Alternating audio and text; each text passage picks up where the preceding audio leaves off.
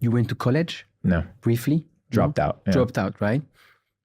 I want to dive I went to multiple universities, tested different things, 1 quarter here, 1 quarter there, but it never suited me because the teachers were kind of losers, and I sensed that from the get-go. I'll tell you, bro, I had 2 teachers. 2 teachers convinced me that school was shit. My first one was a communications teacher. Didn't know how to fucking talk. So I was like, how's this person going to teach me communication? And then the second one was at the second university, an international business professor that had never been overseas. So I'm like, how are you going to teach me how to become an international entrepreneur? You're talking about macroeconomics, microeconomics, but are you telling me about culture? Are you telling me about how to interact with Chinese people when I actually go to China and how to broker a deal? You can't learn that unless you're there. So I was like, fuck this. I got to go learn this, actually get in the trenches.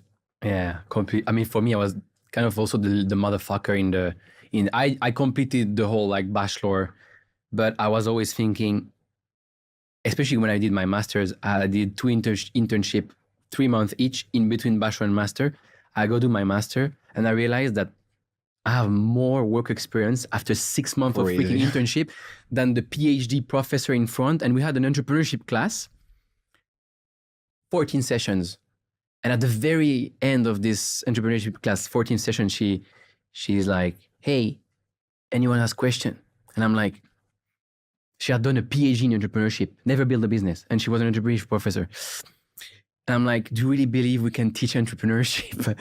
Like, and same, I always thought, man, that's so fucked, bro. Like, I don't disrespect you, maybe because of my Swiss values, but I'm like, how can you teach me something when you've never freaking done it before? Yes. Right? And if you think about it, the education system is completely outdated today, right? Yes. And so there is different takes on that. Do you think university is a scam? Absolutely. Because it's a business, right? The university is a business. So in certain countries, you have public university, but somebody's paying for it. Maybe it's the government, but somebody's paying for it. In the US, university is expensive as fuck. Imagine being in a scenario where I'm a business, right? And I have convinced my entire population, right, that in order to get a job, you have to go through me. Once again, it's the middleman to the workforce. It's the middleman. So now you're like, well, I can't develop skills. I need a degree. And you have all these motherfuckers that have more degrees than a thermostat and have no real experience.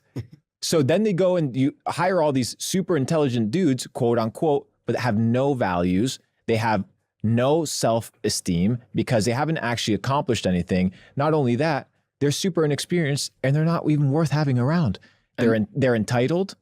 They're arrogant. That's true. They think that because you took a couple tests in school, that's true. That you can, bro, the marketplace will fuck you up, dude. Actually, because you're being told at university, you are the leaders of tomorrow.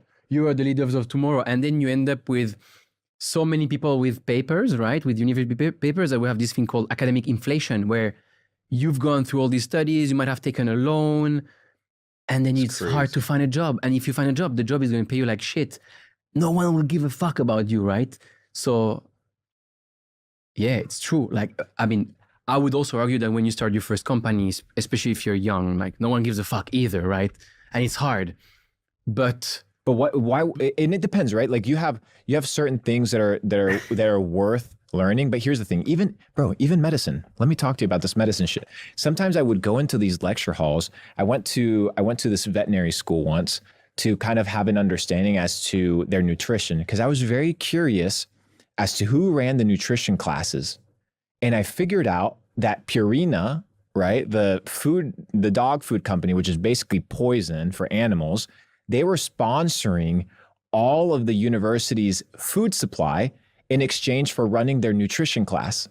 So they're conditioning all the doctors to say, hey, if you're going to sell food to your dog, make sure it's our brand. So they're being brainwashed into, one, feeling like they're sources of authority, two, not realizing that information is tailored and curated by the person that is funding that university, and three, just look at the statistics. There's a reason why the second or third leading cause in the United States of mortality is medical malpractice. It's doctors not knowing what they're doing, and that's not even getting into COVID. which would probably be like a 3-hour podcast on its own, but linked to the. Oh, but the 1 second. Going back to the medicine with the veterinary nutrition class that I snuck into, the Purina professor told, there was, I think, about 250 veterinary students, all white jackets, proud of their jobs, recite the following: animals don't need food, they need nutrients, and our food gives them nutrients. And they told them, chant this, chant this. So now you have all these highly educated kids being told what is true, what is not true, and once again, the source is controlled by the few. It's so fucked. Yeah, and like, I mean, we talked about it before, but I got massively fucked by the pharmaceutical industry. And it's basically just, I mean, I was 23, starting to like lose a bit of hair, you know, very entrepreneurial. So problem, solution. I'm building my first company. I don't have time for this shit, right?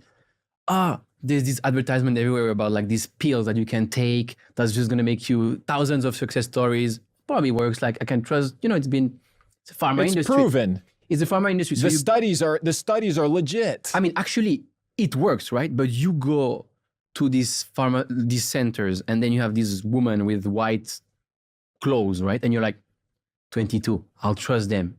Like, they're doctors.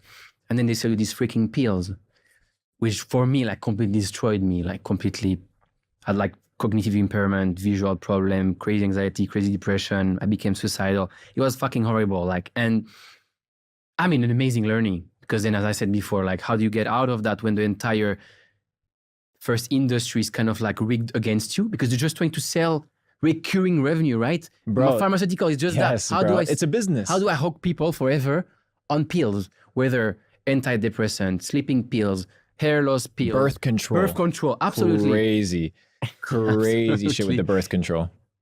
What's your take on birth control? I mean, and a woman would tell you, for example, in Asia, women are very against that, and I always tell them, I completely understand you, because my experience with these pills is the reason I got fucked is because it acts on your hormones, right? Yes. And so if you think like logically, the birth control is actually acting on your hormones. So like, I would never ask you to take this shit because it can only be bad. I even heard some story where there were women who would get married to someone when they're on the pill, right? And because the pill is acting on their hormones, so they are attracted to a certain type of man. But the day they're off the pill to get kids, they lose the attraction. It's insane, dude. It's insane. Yeah. But hey, your little 13-year-old daughter has acne. Let's put her on birth control to regulate her emotions and regulate her hormones and regulate her mood. And now you put 100 million women in the United States on birth control. And now what happens? It's usually a pill, which means what? 90% plus of it doesn't get digested. It goes to your urine. That estrogen goes into the water.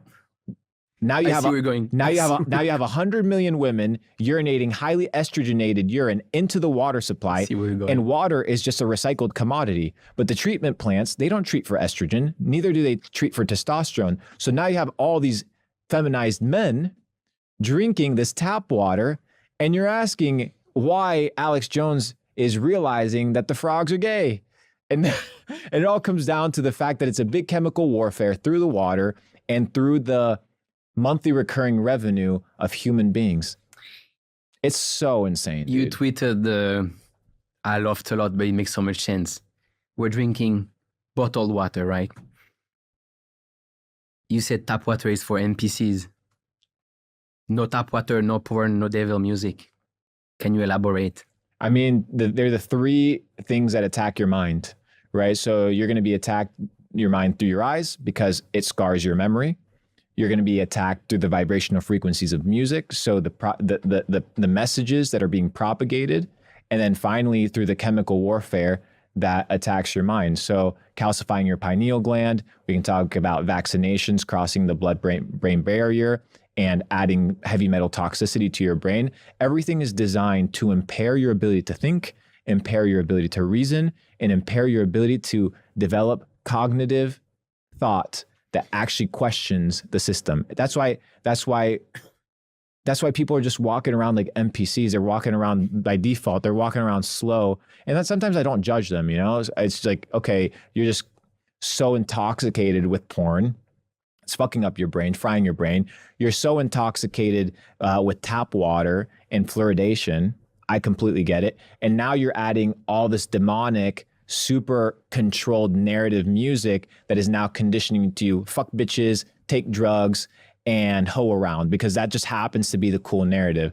So no devil music, no porn, and no tap water, to me, are the essentials of living a very good, clean, healthy life.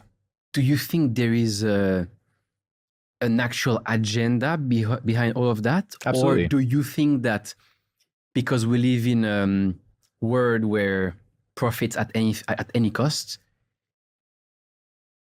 companies make decisions without kind of even understanding it's all consequences? All controlled. All controlled. Even look at the example of, for example, you look at these big companies like Pornhub. They were doing like secret, like spy interviews with some of the executives. And for example, they would every now and then on the main feed or however these things work, they would add a transgender video, just simply to add that in case, you know, people want to test or experience a new thing. So they're controlling even sexuality at that narrative. Water. Well, water and food have always been utilized to control people, whether it's by limiting the water supply or by poisoning the water supply. So if you can dumb people down to control them, why wouldn't you? And you begin to realize we have all the shootings, we have all the initiations to gangs, we have the murders, we have families that are being broken apart because of people that cheat. Where are they getting their source of information? Who are the icons? Who are their role models? Musicians, celebrities. Celebrities are some of the most useful motherfuckers on the entire planet, but they're being used as puppets for the narrative. So one of the ways to get out of all of that is one word, would say? Freedom of thought, bro.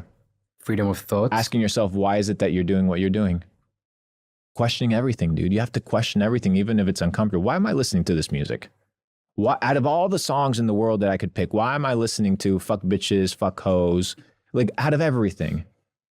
If I could drink clean water, why do I choose to drink the tap water that the government is telling me is healthy? So you can look at this commercial of the mayor of New York City drinking tap water. And he's like, New York City has some of the best tap water in the world. And he runs it like an ad or a commercial. I'm like, dude, this is so weird.